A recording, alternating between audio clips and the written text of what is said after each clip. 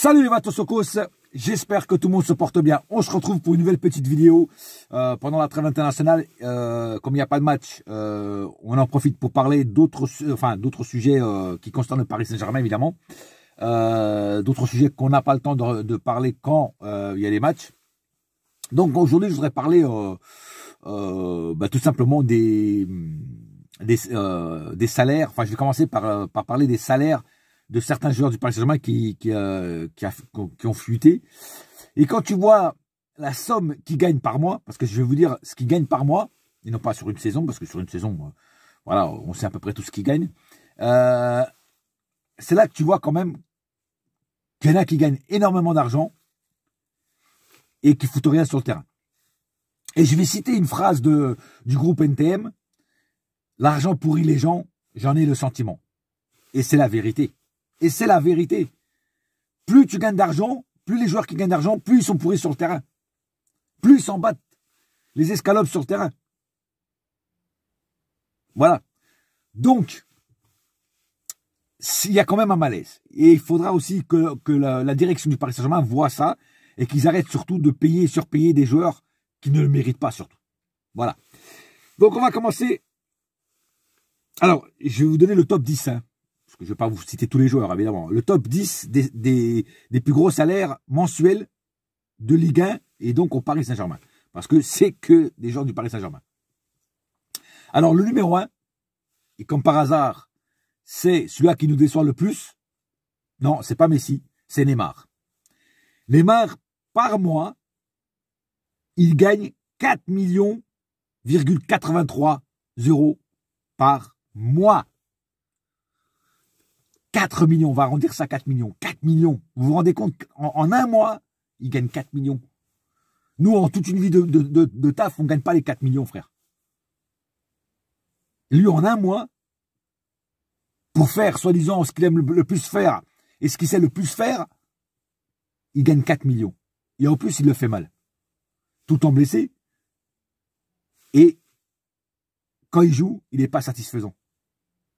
4 millions, frère. C'est énorme. 4 millions pour ça. Sans commentaire. Deuxième plus gros salaire du club et de Ligue 1. Évidemment, Lionel Messi. Avec 3 375 € par mois. 375 000, hein, évidemment. Et Neymar, c'était 83, mais c'était pas 83 €, c'était 83 000. Donc 3 375 000 € par mois, Messi, pour, pareil, faire une année dégueulasse, où il n'a pas fait grand-chose, où il n'a pas apporté grand-chose, et il gagne 3 millions par mois. Il y a un malaise quand même. Hein, il y a un malaise. Hein. Troisième meilleur salaire du club et de Ligue 1, c'est Mbappé, avec 2 220 000 € par mois. Ce qui est déjà énorme. Mais lui, au moins, il les mérite. Lui, au moins, il les mérite parce que lui, cette année, c'était une des meilleures années de Mbappé pour moi. Donc lui, il les mérite. Il mérite même de gagner le salaire de Neymar parce que c'est le seul sur le terrain qui se bouge.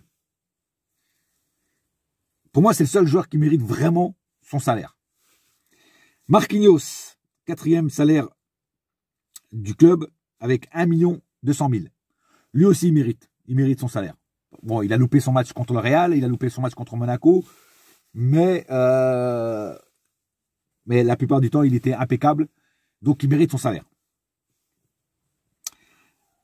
Cinquième salaire du club. Verratti, avec 1,2 million aussi, comme Marquinhos. Voilà. Alors, lui, il mérite et il mérite pas en même temps. C'est-à-dire, il mérite parce que quand il est sur le terrain, ça se remarque et ça se voit. Et le PSG joue un peu mieux. Mais il y a des fois, il est un petit peu, il passe un petit peu à côté de ses matchs et tout ça. Donc voilà, c'est pour ça que je dis qu'il le mérite et il le mérite pas en même temps. Mais bon, on va dire qu'il le mérite parce qu'il a quand même, il nous a quand même pas mal aidé cette année. Voilà.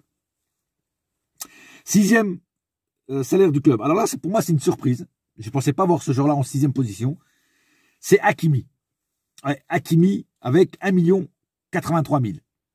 Hakimi a fait une année, on va dire moyenne. Jusqu'à maintenant en tout cas, et pourtant elle est pratiquement finie cette saison. Donc il a fait une saison moyenne avec des bons matchs et avec des matchs où il était complètement à la ramasse. surtout défensivement. Voilà. Mais ça, je l'ai déjà dit, hein, je ne vais pas le répéter. Donc, 1 83 000, ouais, ça va encore. Ça va encore. Ça va encore. Voilà, c'est un gros salaire pour nous, évidemment, pour nous. Mais dans le monde du football, ça va. C'est pas un gros salaire encore. Voilà. 7e position, et là c'est pareil, c'est une surprise, j'aurais pensé qu'il était plus devant, c'est Keylor Navas, avec 1 million d'euros par mois. Voilà, c'est-à-dire qu'en fait, il gagne, par an, il doit gagner 12 millions. Voilà. 1 million d'euros par an pour un mec qui nous a sauvé plusieurs fois, qui a été toujours très impeccable, très fort, je trouve que c'est peu. Tu vois, il y a des joueurs qui ne méritent pas leur salaire, parce qu'ils ne font rien, mais lui, il fait beaucoup, et il a un petit salaire par rapport aux autres. Donc voilà, ça, je trouve que la balance est mal positionnée. Et Keylor Navas, pour moi, mériterait un salaire plus élevé. Voilà. 8e position, Di Maria, avec 950 000 euros par mois. Là, on descend en dessous de la barre du million. Voilà. Di Maria, ça va, 950 000 par mois, ça va. On va dire qu'il le mérite parce qu'il a quand même pas cette année. Cette année, elle n'a pas été super bonne pour Di Maria, mais les autres années, il nous a quand même pas mal aidé, donc c'est un salaire quand même mérité. 9e position. Alors là, ça par contre, c'est pas mérité du tout. C'est Wijnaldum. Avec 916 000 euros par mois. 916 000 euros par mois.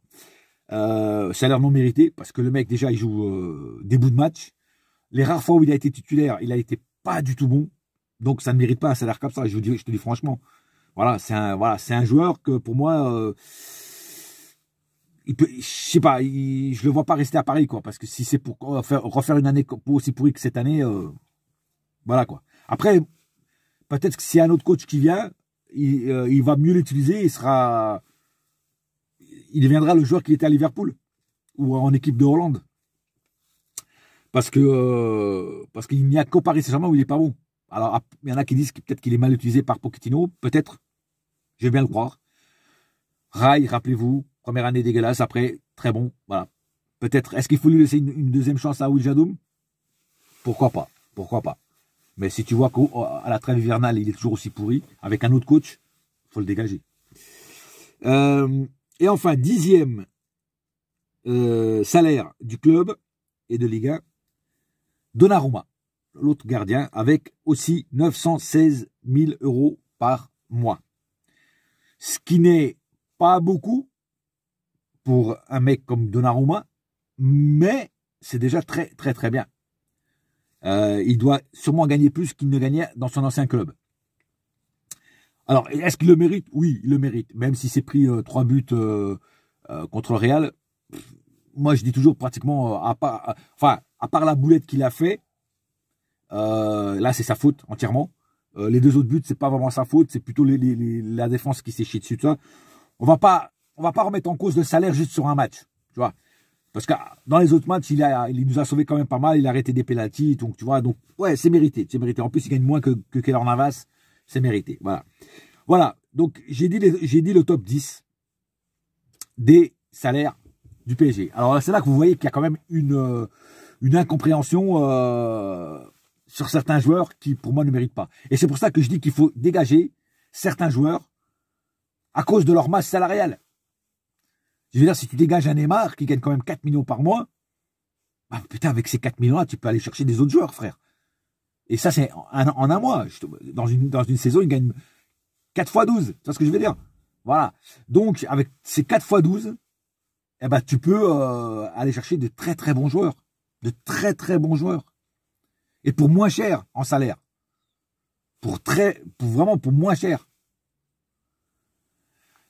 Alors, donc, tous ces joueurs-là, pour moi, doivent partir. Enfin, pas tous ceux-là que je viens de dire maintenant, mais voilà, Neymar, Wijnaldum, comment il s'appelle même Draxler, là, il n'est pas dans la liste, Draxler. Mais Draxler, pour moi, devrait partir, même s'il a baissé son salaire. Mais Draxler doit partir. Il n'y a pas aussi les Kerrer, tout ça, je ne sais pas combien ils gagnent, Kerrer, tout ça.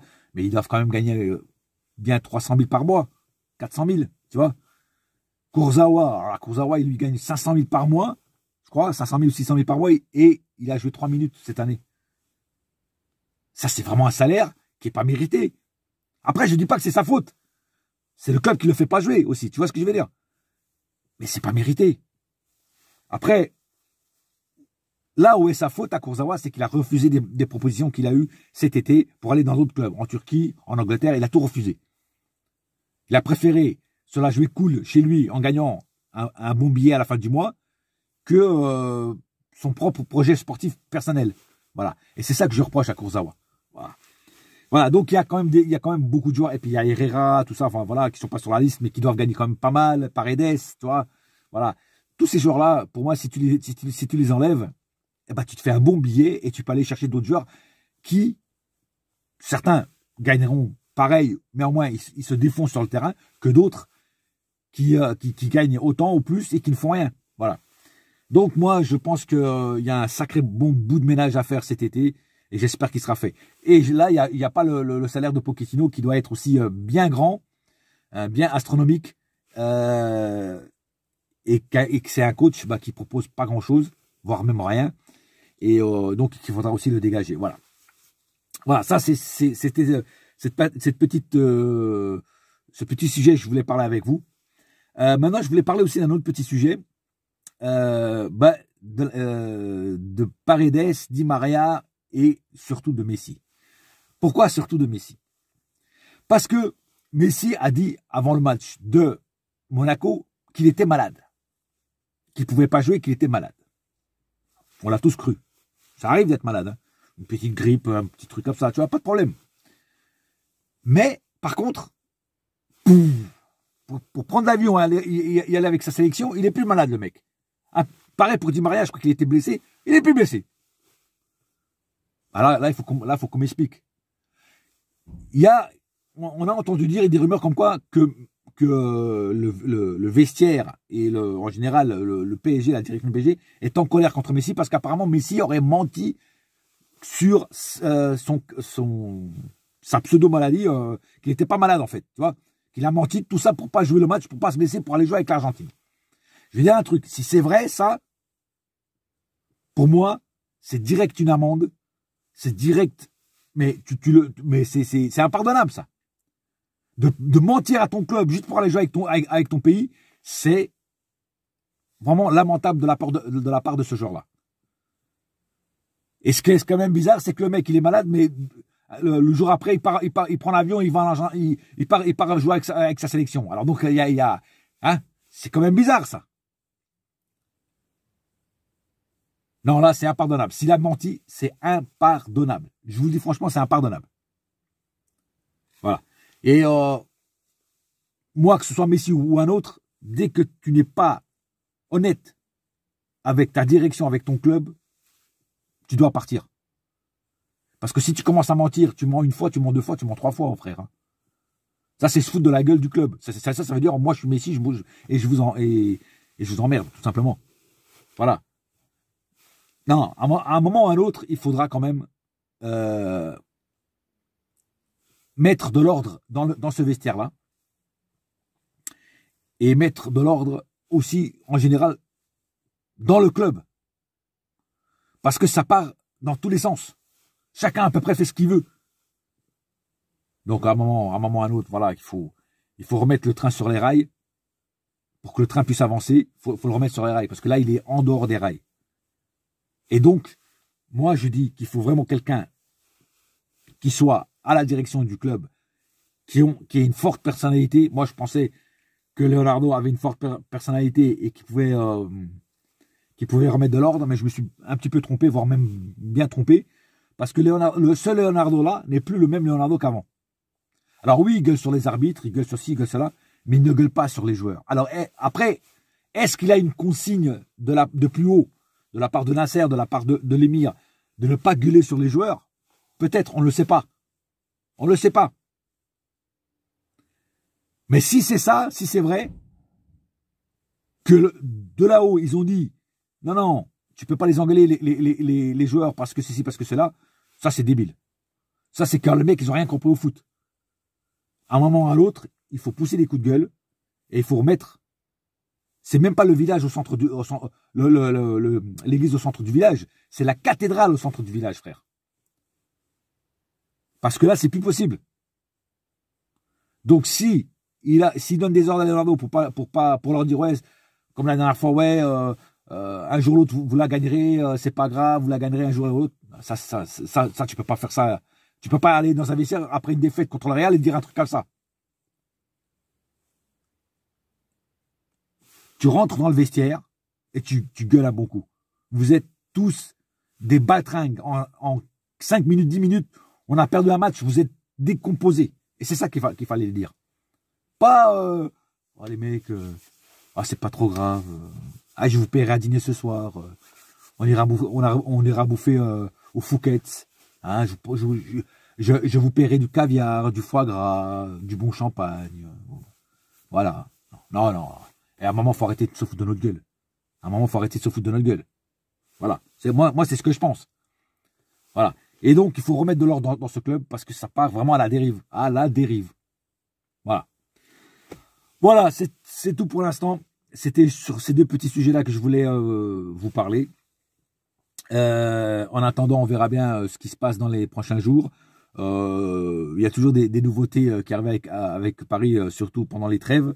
Il y a toujours des petits trucs nouveaux qui arrivent. Dès que j'apprends quelque chose qui mérite d'être parlé, je le ferai. Voilà. Sur ce, c'est tout pour l'instant. En attendant, un seul cœur, un seul club, c'est Paris ma gueule. Yes, my friend. Et la saga continue. Allez, bouillard!